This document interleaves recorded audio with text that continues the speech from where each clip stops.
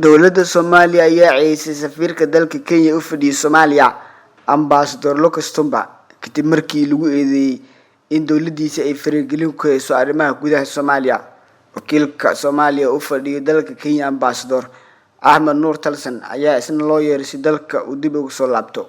dowladda Soomaaliya waxay ogtahay in dowladda Kenya faragelin ku hayso madax-bannaanida iyo midnimada qaranka Soomaaliyeed waxayna ka xun tahay in faragelintaas ay sii socoto ayaa lagu yiri qoraal xalay ka soo baxay wasaaradda arrimaha dibadda Soomaaliya. sida lagu soo xigtay wasaaradda dowladda Kenya ayaa taageero xoog ah siinaysa madaxweynaha maamulka Jubbaland Axmed Maxamed Islaan.